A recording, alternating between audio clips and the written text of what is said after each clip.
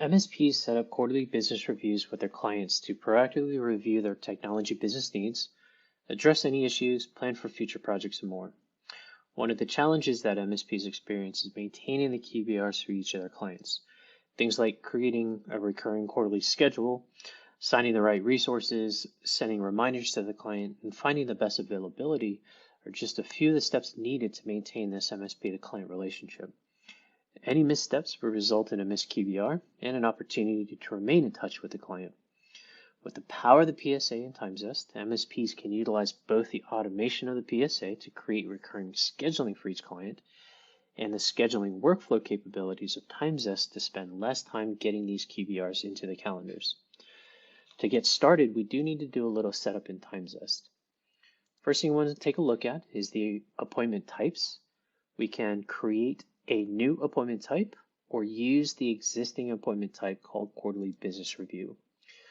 We want to make sure that we have the right settings that is pertinent to both your customer and your company.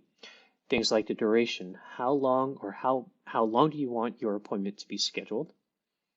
The scheduling options, including the scheduling window, how far in advance or in the future do you want your client to be able to schedule these appointments? And lastly, the rescheduling and cancellation options, if you want to provide that capability for your customer to be able to reschedule this event or cancel it if they are unable to attend. The next thing we want to take a look at is within Autotask, different settings of the service queue, the recurrence of the tickets that will be generated off of these QBRs, as well as the workflow rules that will allow the system to be able to search for those QBR tickets and send out the automated message, which will include the URL that will allow your clients to be able to schedule these QBR sessions with you.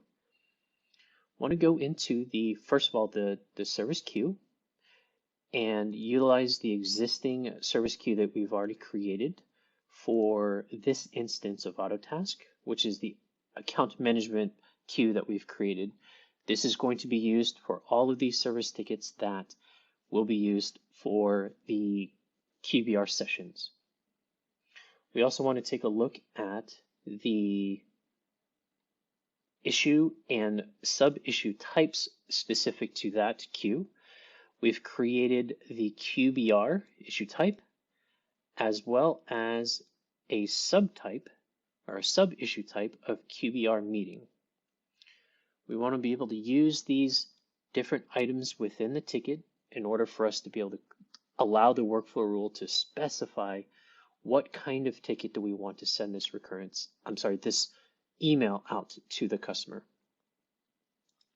Next thing we want to take a look at is the recurrence of these service tickets. So I'm going to go into the recurrence master tickets screen and take a look at the existing recurring quarterly business review that we have with this one account, PopSig Consulting.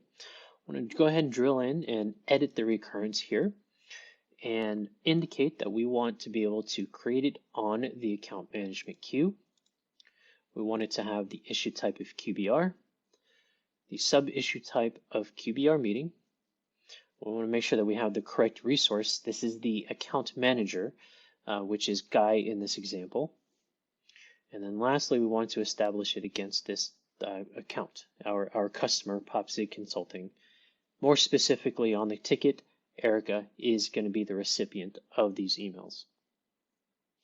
Also want to set up the recurrence. Make sure we go into the recurrence tab and establish how often we want to be able to create a recurring service ticket on this queue. In this case, we have it to be able to create a ticket on the first Thursday of every 3 months. That's once a quarter. Moving along, when we do establish that, now we want to be able to set up the workflow rule that will allow us to be able to let the system find these service tickets and give us that opportunity to be able to send out the message when it comes to scheduling out when these service tickets are created. So we have an existing workflow rule that we have already created. I wanted to go ahead and show you the settings that need to be taken place that we suggest. right here, the quarterly business review. I'm going to go ahead and edit that. And with these specific settings, we want to go into the General tab and take a look at making sure that we have the right conditions to be able to find those tickets that are created from the recurrence tickets that are being created. Right, so the conditions that we're looking for is that the recurring ticket is true. We want to make sure that our issue type is equal to QBR. We want to also be able to search for and really specify and narrow down that the service, the subtype is also going to be the QBR meeting. And then lastly, the account name, we want to specify this workflow rule to be for the company PopZig Consulting. The next area is to take a look at the notification tab within this workflow rule. We're going to be sending it out to that contact, which in our case is going to be Erica. The important part here, the key thing to look at is the notification template that's going to be sent out.